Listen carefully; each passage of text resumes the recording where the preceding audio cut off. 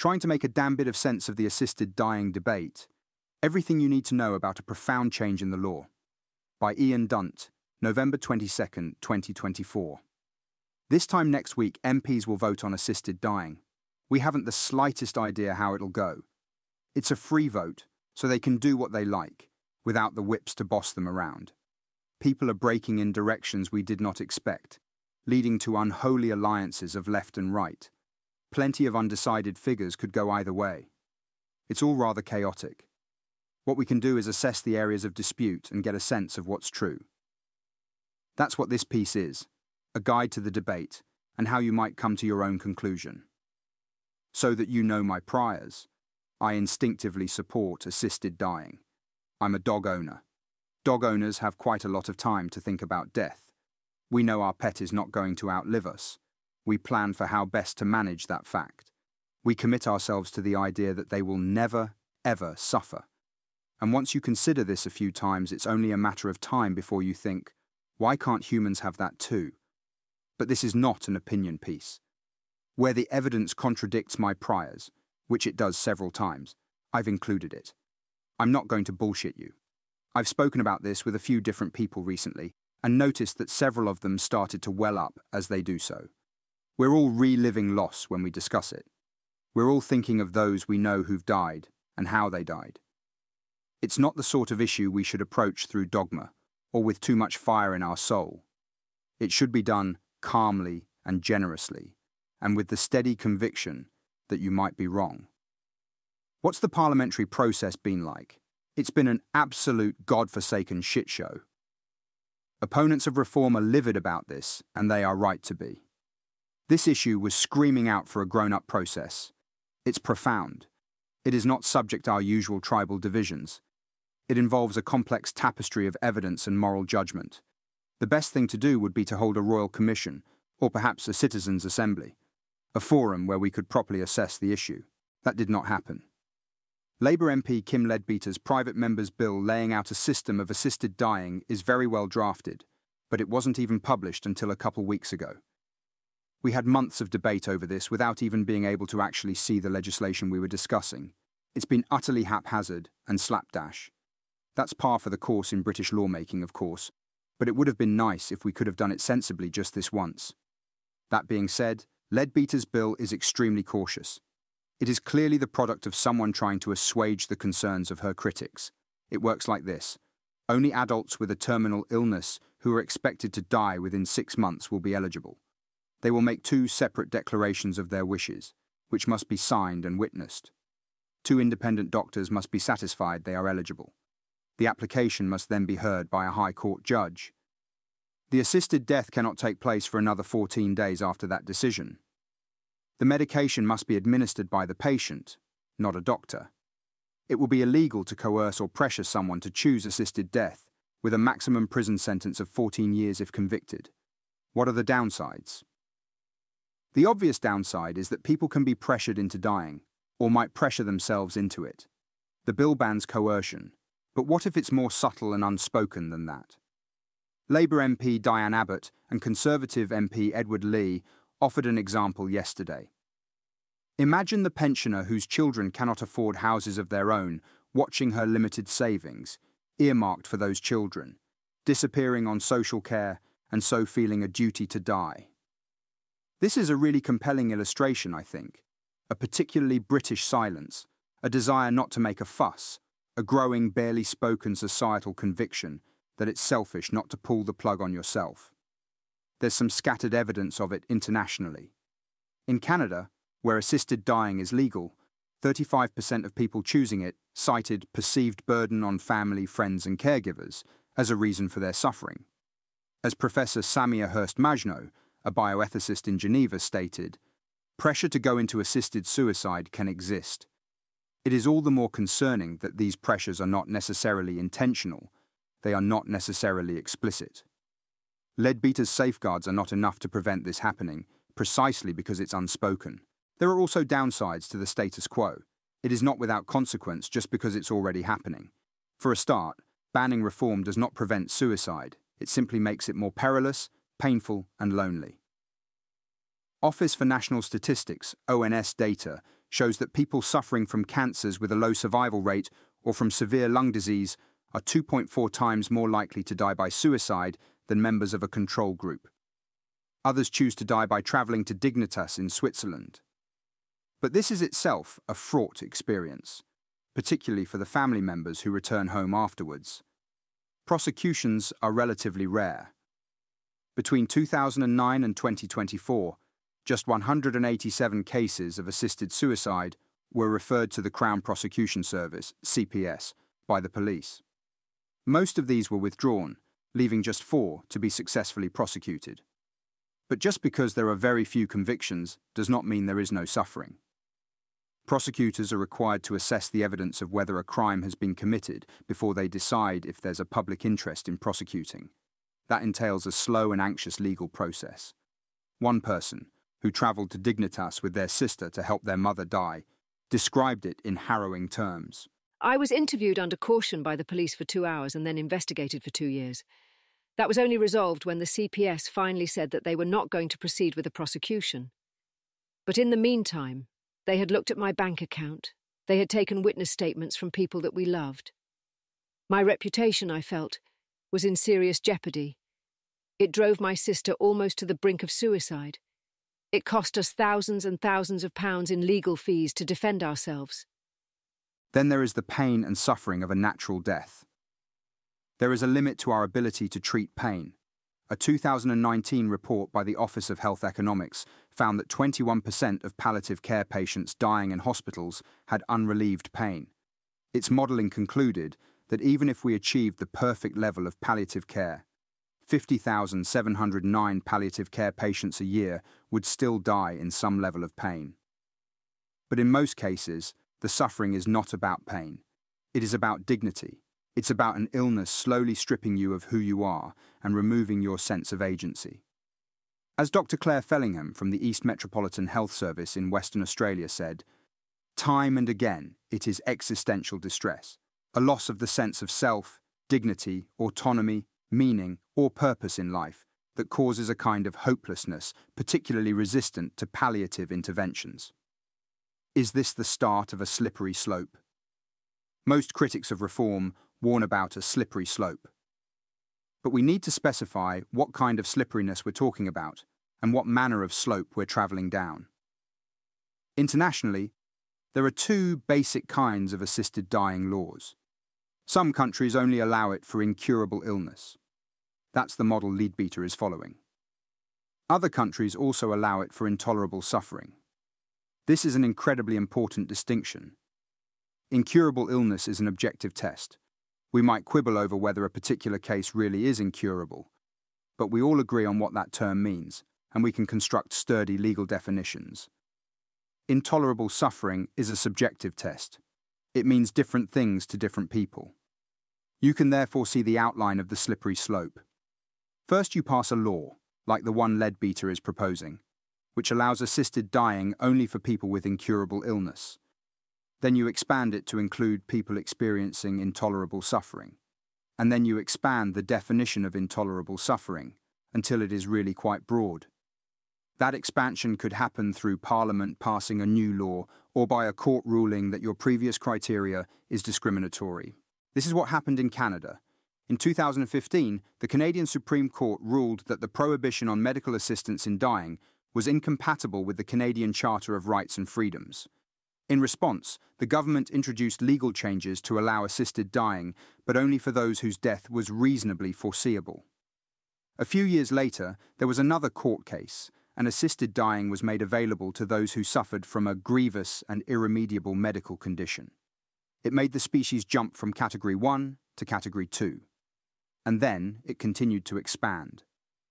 The government formulated plans to extend the eligibility criteria to those with a mental illness.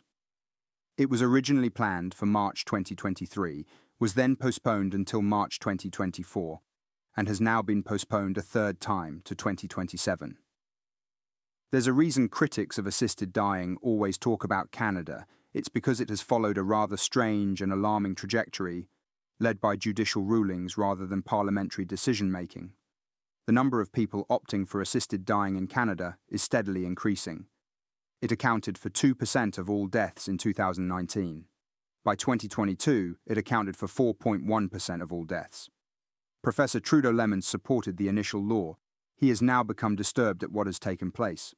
We have a system that started off in response to the typical, more exceptional cases of suffering, where there was a perceived need to allow euthanasia and assisted suicide in the case of a person with a degenerative disease approaching their natural death, he said. For various reasons, it has rapidly expanded to, I would say, the most open-ended system in the world. So how likely is a legal challenge? Some people think it's extremely likely. Almost 50 leading law professors and practitioners wrote to The Observer saying this is precisely what would take place. However well-intentioned the movers of the bill, the letter read, we believe the UK would, sooner or later, follow other jurisdictions down the slippery slope. Legal expert Philip Murray has argued here and here that the restriction against cases of suffering could be challenged under the Article 14 prohibition on discrimination in the European Convention of Human Rights, ECHR, to which we're a signatory. As Murray accepts, however, the Strasbourg court has never previously required a member of the Convention to expand its assisted dying regime beyond its initial limits. It repeatedly ruled such challenges inadmissible. It has said several times that there is no right to die under the ECHR. In a ruling this year, it said that states have wide discretion on these issues, given how sensitive they are. Barrister and former parliamentary lawyer Alexander Horne has argued that a legal expansion is unlikely. The Canadian example is actually quite unusual. Many countries do not expand provision. Oregon was the first US state to permit assisted dying in 1997. It was only available for those who had been diagnosed with a terminal illness that would lead to death within 6 months, basically the model Leadbeater is using. That remains the rule, although it's been expanded to include those travelling in from other states. Australia has also passed assisted dying legislation, with provisions very similar to Oregon at the state level. It remains the rule there too. Where countries introduce these conservative measures, they tend to keep them. As Kayam Maha, Attorney General for the Government of South Australia, said, "Personally, I do not think we are going to see much change one way or another anytime soon." The argument often raised by those concerned about the introduction of the model is that it is a slippery slope or the thin end of a wedge, or that there will be creep in how it may operate, but there is absolutely no evidence of that in Australia. While we're on the subject, it's really striking how quickly all the controversy in Australia about assisted dying simply stopped once they had a law in place. I mentioned the arguments currently being used against assisted dying to ABC Late Night Live host David Marr when I was doing my regular segment on Tuesday. He replied, "Those arguments you were reciting a moment ago, I've heard them all. They were all used in Australia. They've all just disappeared now. However, we do need to make one thing clear. No matter what the criteria, no matter where the jurisdiction, the number of people requesting assisted dying always seems to creep up. In Switzerland, 965 residents chose assisted dying in 2015. In 2021, it was 1,391. In the Netherlands, 7,666 people chose assisted dying in 2021. In 2022, it was 8,720.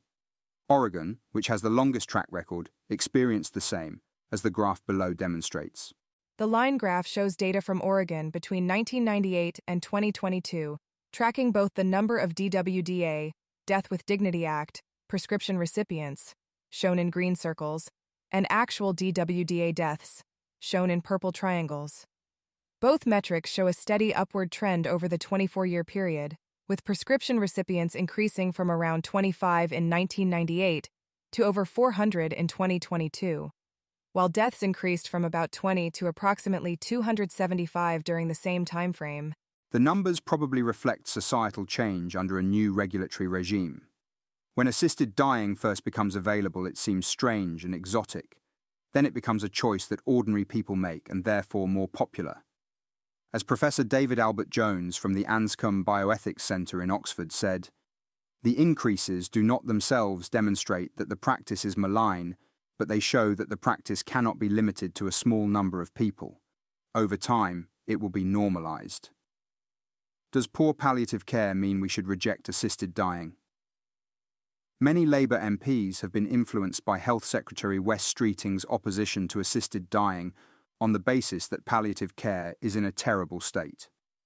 As he put it, the system is not where it needs to be to give people a real choice. British palliative care is some of the best in the world, but Streeting is right that there are problems. Dr. Matthew Doré, from the Association of Palliative Medicine, says it is struggling. There is more demand than there is capacity. We have patchy provision, with some areas getting excellent service and some very poor. Opponents of reform often warn that assisted dying could lead to a deterioration, deprioritizing spending on palliative care, and tacitly encouraging people to choose death instead. A grim prognosis. Streeting would certainly win support from palliative care professionals. General medical professionals are split on assisted dying. Groups like the British Medical Association and the Royal College of General Practitioners break roughly down the middle. But data put out by the Association of Palliative Medicine found that 82% of its members oppose a change in the law. The vast majority are opposed to assisted dying, which is something we should probably pay attention to, given they're experts in the matter. But the idea that assisted dying would lead to a decline in palliative care is unconvincing. There is no evidence for it. Instead, there is extensive evidence that assisted dying leads to an improvement in palliative care. When the Health Select Committee looked at regimes around the world, it could not find a single instance of falls in quality after the introduction of assisted dying. In fact, it found the opposite. Academics studying Belgium, the Netherlands, and Luxembourg concluded the hypothesis that legal regulation of physician-assisted dying slows development of PC palliative care is not supported. On the contrary, regulation appears to have promoted the expansion of PC. International research commissioned by Palliative Care Australia found no evidence to suggest that the palliative care sectors were adversely impacted by the introduction of the legislation. If anything, in jurisdictions where assisted dying is available, the palliative care sector has further advanced.